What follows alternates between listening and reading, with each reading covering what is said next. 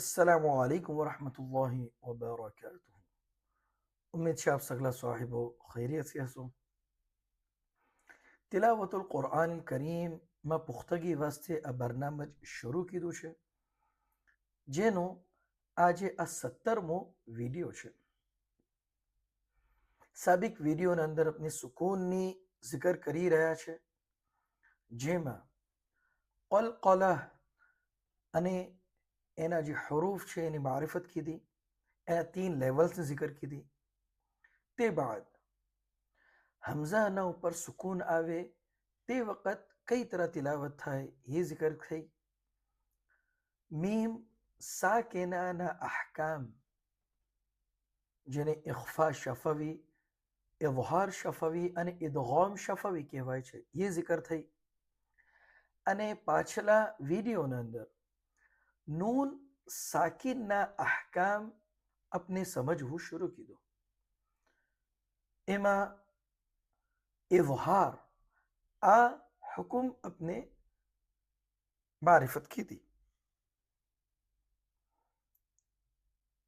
હવે જેમ ગઈકાલે જિકર થઈ કે 3 કિસ્મ सी મુસહફના અંદર નૂન લિખાય છે।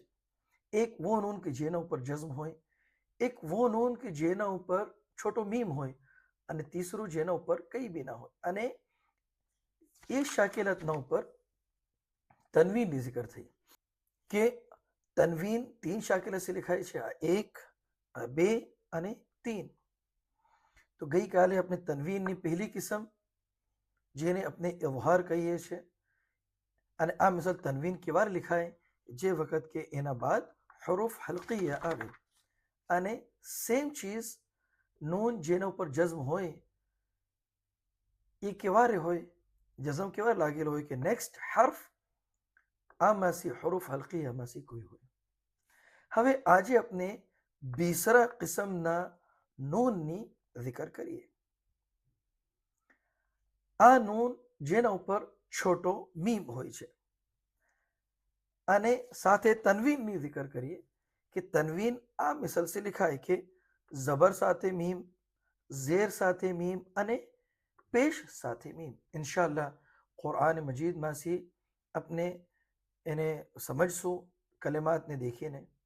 હમણાં એના અહકામ પહેલા સમજી લઈએ। તો આ મિસલ નૂન મિસ્રી મુસહફમાં કેવારે આવે કે જે વખત કે નેક્સ્ટ હર્ફ કયું હોય કે બા। એ શાકિલતના ઉપર કે કોઈ હર્ફના ઉપર તનવીન જબર હોય, આ મિસાલ જબર સાથે મીમ, ઝેર સાથે મીમ યા પેશ સાથે મીમ, તો આ કેવારે આવે કે નેક્સ્ટ લેટર કયું હશે કે બા।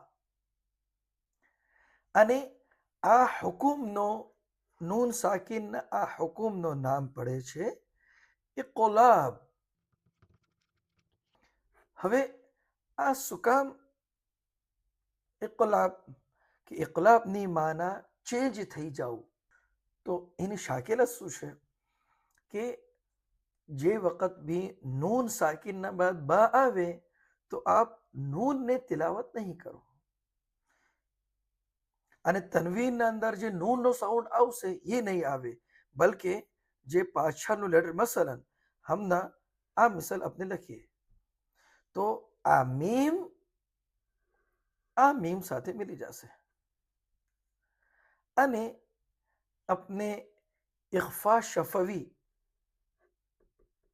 એના અંદર આપણે શીખા કે જો મીમના બાદ બા આવે તો શું કરવું જોઈએ કે આપના હોઠોના દરમિયાન મામૂલી જગા હશે, આમ આપ બે હોઠોને મિલાવીને મીમ નહીં અદા કરો, બલકે મામૂલી જગા અને બે હરકત કરવાની છે। તો શું પડાશે આપ મ્યોબ મ્યોબ મ્યોબ, આ શાકિલા से तिलावत થશે। એ જ મિસલ તનવીનના અંદર બી આમ થશે કે જે હર્ફના ઉપર તનવીન લાગવું છે ये હર્ફને આપ જે બી એરાબ છે જબર ઝેર પેશ, તો એને આપ મીમ સાથે મિલાવશો અને પછી બ નું સાઉન્ડ નીકળશે અને બે હરકત यहाँ पर भी થશે। હવે કુરઆન મજીદમાંથી આપણે એની મિસાલ દેખી લઈએ. તો આપના સામને આ કુરઆન મજીદનો આ સફહા નંબર 3 છે, જેના અંદર આપ દેખી શકશો કે આ તનવીન પેશ છે. એના અંદર આ મીમના ઉપર તનવીન પેશ અને નેક્સ્ટ હર્ફ કયું છે કે બા છે. એના ઉપર કોઈ બી એરાબ હોય તો આને કઈ तरह तिलावत થશે? અલીમો, બે હરકત, અલીમો બીમા. હવે બીસરા સફહાની तरफ देखिए, सफहा नंबर 4. હવે यहाँ पर आप देखશો તો આ મીમ જેના ઉપર તનવીન પેશ છે અને નેક્સ્ટ હર્ફ કયું છે કે બા છે. તો આ કઈ तरह तिलावत થશે કે આના અંદર તનવીનના અંદર નૂનનો અવાજ નહીં આવે તો સુમ્મો. આમ तनवीन आवाज सुम्मुन नून आवे, मगर यहाँ पर आपने नून ने मीम में कन्वर्ट करी देवानुं, जेने कहेवाय इक़लाब. अब चेंज करी रह्या छो, नून ने मीम में तब्दील करी रह्या छो. तो शुं पढ़ाशे?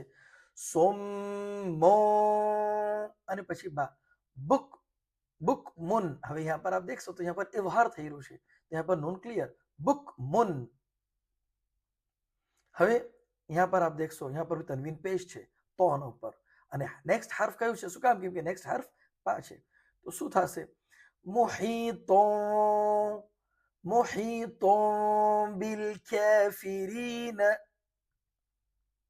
હવે આગળના સફહા પર देखिए तो આ नून साकिन यहाँ पर આવ્યું છે. हमने जो देखा तनवीनના एग्जांपल्स देखा. હવે આ नून साकिन तो नून આ नूनના ઉપર छोटो मीम છે, यानी આ नून साकिन જ છે, मगर શું કામ એના ઉપર જઝમ નથી લાગવું અને મીમ લાગવું છે? કેમ કે નેક્સ્ટ હર્ફ બા છે. તો આપ શું કરશો? આ મીમને આ મીમ સાથે મિલાવશો અને મિલાવતી વખત ગેપ રાખશો બે હોઠના અંદર એકદમ મામૂલી અને બે હરકત કરશો. મિન બઅદી. यहाँ पर भी आ नून साकिन છે, मगर नेक्स्ट हर्फ देखिए यहाँ पर बा છે. तो आप आ हमजा ने मीम સાથે મિલાવશો, नून ने स्किप કરી દેશો, તબદીલ કરી દેશો મીમના. તો શું પડાશે? बीऊनी. एक मिसल यहाँ पर बी हो. હવે देखिए यहाँ पर इक़लाब થઈ રહ્યું છે અને यहाँ पर શું થઈ રહ્યું છે કે ઇખ્ફા શફવી. આ બેવેનું સાઉન્ડ સેમ છે, આનું અને આનું બેવેનું સાઉન્ડ સેમ છે. यहाँ पर फर्क શું છે કે यहाँ पर नून ના ઉપર સુકૂન છે તો મીમમાં તબદીલ થઈ રહ્યું છે અને यहाँ पर મીમના બાદ मीम साकिना बाद बा આવી રહ્યું છે. તો બેવેનું સાઉન્ડ સેમ. બી હો બી અસ મફહूम થયું. यहाँ पर भी ब हो, यहाँ पर भी બે જગા પહેલું ઇक़લાબ અને બીસરો ઇખ્ફા શફવી થઈ રહ્યું છે. હજી મિસાલ देखी લઈએ કુરઆન મજીદમાં से.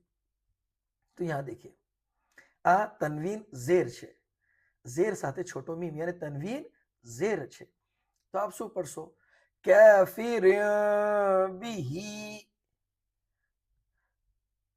આ મિસલ સી તનવીન ના બાદ જો બા આવે યા નૂન સાકિન ના બાદ જો બા આવે તો એના ઉપર છોટો મીમ लिखाશે અને તનવીન ના અંદર ઝેર જબર પેશ સાથે મીમ लिखाશે. डबल जबर डबल जेर डबल पेश नहीं હોય, बल्कि छोटो मीम હશે.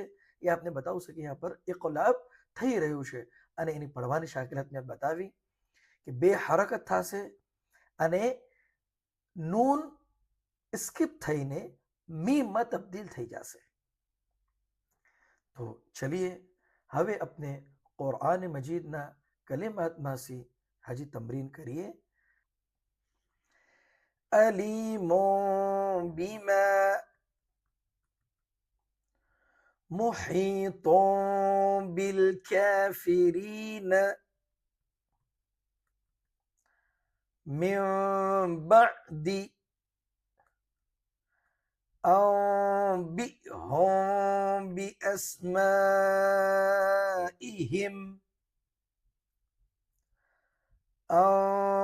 أنبأهم بأسمائهم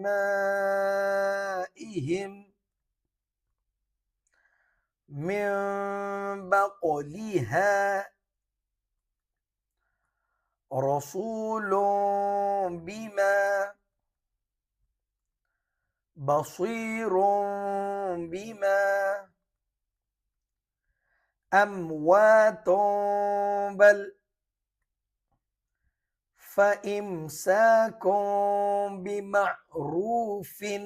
यहाँ पर आप देख सको कि तनवीन કેમ કે નેક્સ્ટ જે હર્ફ છે ये હરુફ હલકીયામાં છે હશે તો જ આ મિસાલ તનવીન ઝેર લખાયું છે, તો આપ નોન ક્લિયર પડશો બિમારૂફિન મતાઉન બિલમારૂફી અંબતત સબઅ કાતિબુન બિલઅદલી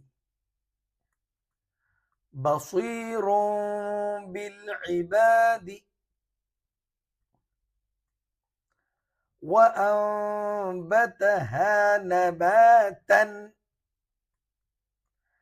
عليم بالمفسدين عليم بذات كمن باء بالجنب وابن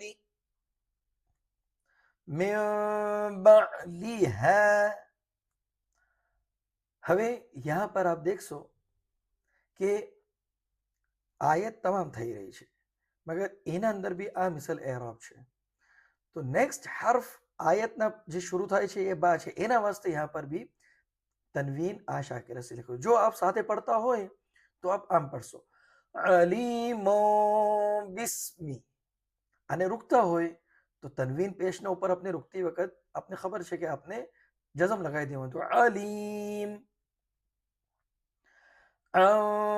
بعض قدير باسم ومن بلغ। उम्मीद છે આપને આ ઇકલાબનો હુકમ નૂન સાકીનમાં એકદમ વાદિહ થયું હશે। તનવીન અને નૂન સાકીન બેવેના અહકામ આપને વાઝે થયા હશે।